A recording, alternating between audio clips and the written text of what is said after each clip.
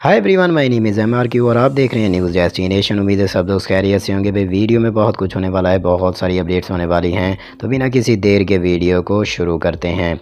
Roman Reigns और Randy Orton के match पर जो है एक बड़ी अपडेट सामने आई है और बेकी लिंच जो है एक MMA फाइटर के साथ टैग टीम बनाना चाहती हैं, टैग टीम मैच में परफॉर्म करना चाहती हैं। और केन ने अपनी न्यू फिजिक की पिक शेयर की है और एक मैसेज भी दिया है और गोल्डबर्ग के रिटर्न पर बात कर लेंगे। और इनको रिसेंटली एक बंदे ने चैलेंज भी किया है, तो अपडेट्स और भी होने वाली हैं। तो अगर चैनल पर नहीं हुआ तो सब्सक्राइब ज़रूर कर देना, यहाँ आपको रेसलिंग से जुड़ी लेटेस्ट अपडेट्स और रूमर्स मिलती रहती हैं।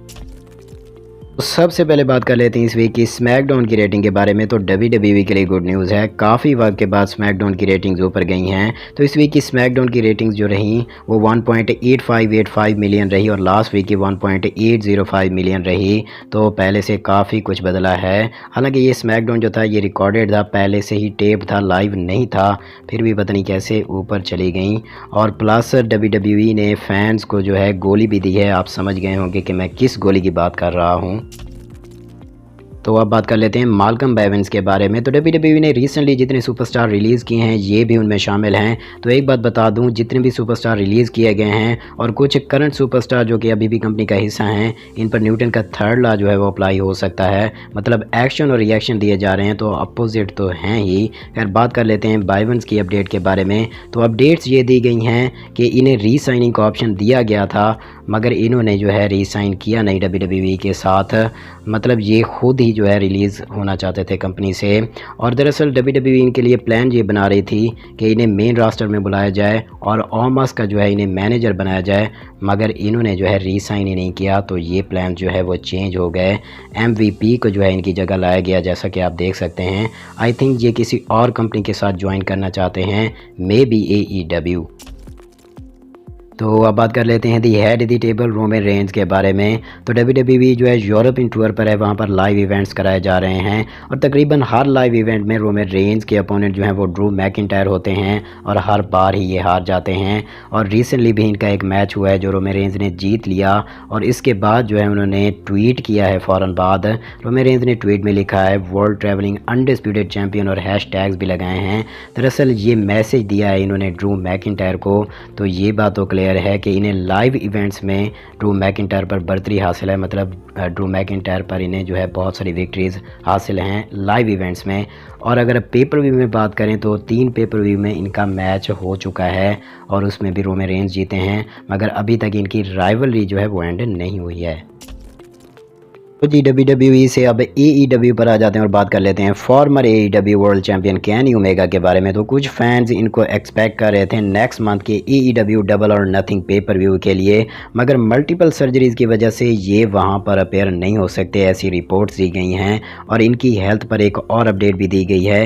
रिसेंटली इन्होंने हर्निया की भी सर्जरी कराई है जिसका रिकवरी टाइम 2 मंथ्स बताया गया है। मतलब ये कन्फर्म हो चुका है कि ये डबल और नथिंग के लिए अपेयर नहीं होने वाले। मगर रूमर्स कि फॉरबिडन डोर जो कि AEW और NJPW का एक मेजर पेपर व्यू होने वाला है जून में, उसमें ये एक ड्रीम मैच के लिए अपेयर ज़रूर हो सकते हैं। तो अब बात कर लेते हैं द मैन बेकी लिंच के बारे में। तो बेकी लिंच जो हैं ये आयरिश हैं और MMA के फाइटर कॉनर जो हैं वो भी आयरिश हैं। और आई थिंक यही वजह है कि ये कॉनर के साथ as a tag team partner work करना चाहती हैं, परफॉर्म करना चाहती हैं। तो कॉनर जो है ये वही बंदा है जिसने रिसेंटली WWE के सुपरस्टार से पंगा लिया है। रेसलमेनिया के बाद जो है इन्होंने ट्वीट किया था और ट्वीट में लिखा था, पता है मैं रेसलमेनिया में क्यों अपेयर नहीं हुआ, क्योंकि वहाँ सब मुझसे डरते हैं। तो ऐसे में बेकी लिंच जो हैं इनके साथ as a tag team partner work करना चाहती हैं। मगर ड्रू मैकिंटायर ने इनको रिप्लाई ज़रूर किया था। ड्रू मैकिंटायर ने रिप्लाई में लिखा था शट अप। तो इतना ज़रूर कहूँगा कि फ्यूचर में जो है ये बंदा मतलब कॉनर जो है आपको WWE में देखने को मिल सकता है, क्योंकि WWE जो है दूसरी सपोर्ट से बंदों को लेकर आ रही है। और इतनी भी प्रेडिक्शन कर दूं आपके लिए कि हो सकता है एक दिन आपको रोनाल्डो और मेसी भी WWE में देखने को मिलें। तो जी बात कर लेते हैं केन के बारे में। भाई मैं केन के बारे में बात कर रहा हूँ, डीमन के बारे में नहीं। तो ये नॉक्सविल के मेयर हैं और रिसेंटली रॉ का एक एपिसोड जो है नॉक्सविल में हुआ है और ये वहाँ पर मौजूद थे। तो एक इंटरेस्टिंग सी बात इनके बारे में बताता चलूँ इनकी अपडेट से पहले।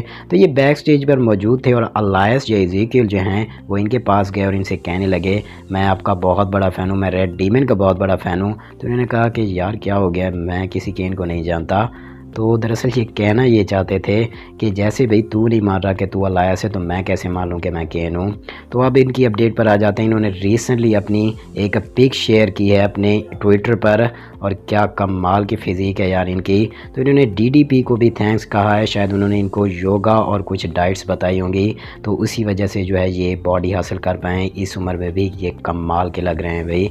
तो अगर इनके बारे में आप कुछ कहना चाहते हैं तो कमेंट सेक्शन में कह सकते हैं। तो जी अब बात कर लेते हैं रोमन रेंज और रैंडी ऑर्टन के मैच के बारे में। तो इनके मैच पर जो है बहुत सारी हिंट्स दी जा रही हैं। रिसेंटली फिर से रैंडी ऑर्टन ने कहा है कि मैं दोबारा एक मैच चाहता हूं रेंज के साथ। तो अगर आपको नहीं पता तो बता देता हूं कि समर स्लैम में भी एक दूसरे को फेस कर चुके हैं ये पहले, जहां पर रेंज जीते थे और रैंडी हारे थे। तो हो सकता है इनका मैच जो है वो नेक्स्ट मंथ के हेल इन अ सेल पेपर व्यू में यहाँ पर होने के ज़्यादा चांसेस हैं वैसे। तो अगर ऐसा होता है तो भाई कमाल ही हो जाएगा।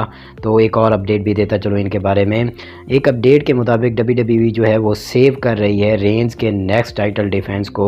मतलब WWE चाहती है कि जब रेंज जो है नेक्स्ट टाइम टाइटल डिफेंड करें तो वो एक स्टेडियम शो हो। मतलब नेक्स्ट स्टेडियम शो जो है वो तो मनी इन द बैंक होने वाला है। तो अगर ऐसा होता है तो मैं पहले ही आपको हेल इन अ सेल की प्रेडिक्शन दे देता हूँ अपनी। तो होगा ऐसा कि रेंज और रैंडी आमने सामने भी होंगे और टाइटल्स भी ऑन द लाइन होंगे, मगर यहाँ पर इंटरफेरेंस होगी ऊसोस की और रेंज अपने टाइटल्स रिटेन कर लेंगे और फिर क्या है, फिर मनी इन द बैंक है। तो ये भी एक प्लान हो सकता है WWE का।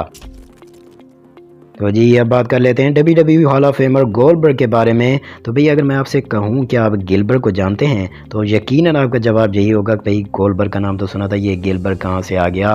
तो जी ये वो बंदा है जिसका नाम गिलबर्ग है। ये उस वक्त WWF में था जब गोल्डबर्ग WCW में थे और ये इनकी पैरोडी करता था, इनकी जिमे की पैरोडी करता था, इनकी नकल करता था। अब ये 62 ईयर्स के हो चुके हैं और रिसेंटली इन्होंने ही चैलेंज किया है गोल्डबर्ग को। भाई गोल्डबर्ग का कॉन्ट्रैक्ट जो है वो WWE से एक्सपायर हो चुका है। तो भाई मैं इस मैच के बारे में क्या कह सकता हूं।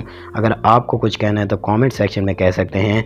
अगर वीडियो अच्छी लगी तो सब्सक्राइब करें, लाइक करें, शेयर करें और कमेंट तो ज़रूर किया करें। तो मिलते हैं अपनी नेक्स्ट वीडियो में, तब तक के लिए टेक केयर। तो यहाँ पर एक और चीज़ भी ऐड करता चलूँ। दरअसल इन्होंने गोल्डबर्ग को सऊदी के एक इवेंट के लिए चैलेंज किया, मतलब सऊदी अरेबिया के लिए चैलेंज किया है। तो पूरी दुनिया में जो है आज लेबर डे मनाया जा रहा है। मेरी तरफ से पूरी दुनिया की लेबर को सैल्यूट है।